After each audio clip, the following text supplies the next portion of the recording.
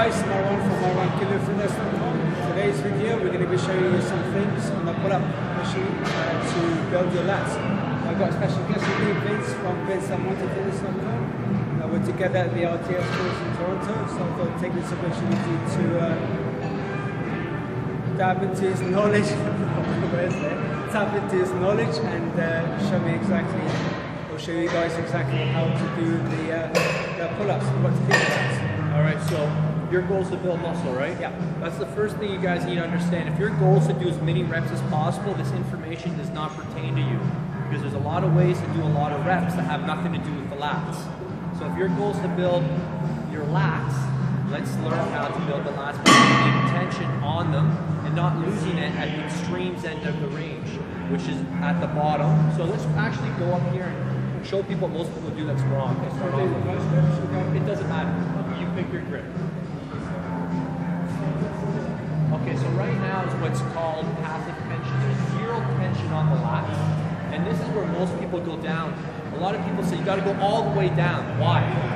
You're stretching the muscle. No, you're not. There's no more tension on the lats. So you only go as low as you can while there's tension on the lats. So when you don't see him go all the way down, that's the reason. You're actually putting the shoulder at a lot of risk. You've got a lot of weight in the shoulder and the scapula. Those two things are bouncing up against each other, so you've got a lot of wear and tear on the joint. So if you're trying to wear and tear on your joint, by all means go all the way to the bottom. Alright, now that he's a little fatigued, we're going to start to pull, but we're not pulling from here. I want you to create tension on my lats before you start to pull. I want you to start beating the resistance 1 pound at a time. Keep it on, keep it on, keep it on, keep it on. Don't lose it. Keep my hands full. Full. Now I want you to keep that tension on. Don't lose it. Don't lose it. Now start to come back down. Keep it on. Don't let it come off. Keep my hands full. Keep my hands full. Keep them full. Start to go back up. You started to lose the tension. That's why I sent it back up. Put on. Put on. Lats. Track them hard. Track them hard. Don't pull. Keep it on your back. You got to come back down. Keep it on. You lost it. Get back on. Get back on. There you go. Lower. Slowly. Slower. Back up. Squeeze hard. Squeeze hard. Good posture. Keep it on back down. Okay, you're done. So once he started losing tension about 3 or 4 times, how was that? Let's hear from Marwan. It's really hard. You can see my heart rate has really gone up. Okay, how are your lats? On fire. Really on fire. No. The tension is really on my lats. Before, you do like 10, 8 reps, whatever your goal reps are, and you feel like, okay, I don't really quite feel my lats because you're all the way down and letting tension. So when Vince said, people are saying, stretching the muscle, you're not actually stretching the muscle, you're taking the tension off the lats, putting it on your shoulder blade, on your shoulders. Now, if your goal is to build your shoulder and get yourself up in whatever means possible, then yeah.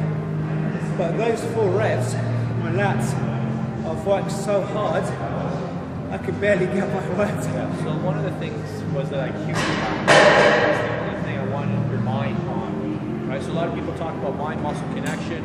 Well, what exactly is that? Most people are thinking about the wrong body part because they're trying to achieve an external performance goal. So they're trying to do a certain amount of reps. They're adding weight to their waist and they're trying to just get up. And if you're going after external performance goals, by all means, figure out what you have to do to get those reps. And if that means cheating, go for it, because if that's your goal, that's your goal. But if your goal is to actually build the muscle, to stimulate the tissue, we need to create constant tension, and we need to really optimize that tension. So what I mean by that is that we don't waste anything. You know, all the good stuff is when the tension is up. As soon as you lose the tension, you're basically letting go of the good stuff, right? So all we want to focus on is the good stuff. See, a lot of gym monkeys, I call them gym monkeys because that's all they are. They can do so many reps and they can get themselves up, but they have absolutely no lat development whatsoever. Well, if that's the #1 exercise for building your back, then why haven't they got any muscular development in their back? Why haven't they got big lats? They might put a little bit through their back and they build a bit up over a long period of time, but the whole question is what's the cost benefit ratio? How much this cost by putting a lot of wear and tear through the joints to get that little benefit of the muscle kind of contracting somewhere in the middle because they're using momentum with their biceps. So yeah, it really comes down to knowing your goal, what you want to get out of it, and doing it in the most direct and efficient way without wasting any effort. So there you go.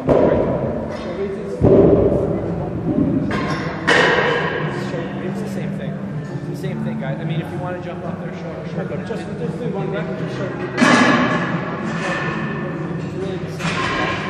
This applies to all grips. So the main thing here is for him to fill my hands up with his lats by creating tension. Keep that. Keep that. Keep that. And if I want to make it harder, I can also shove his elbows outwards and get your elbows going out, not up. Keep that on. Keep that on.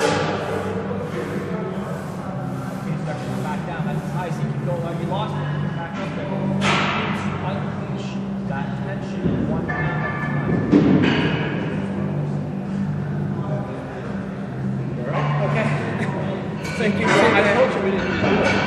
See there, just completely killed my lats by just shoving the hands out.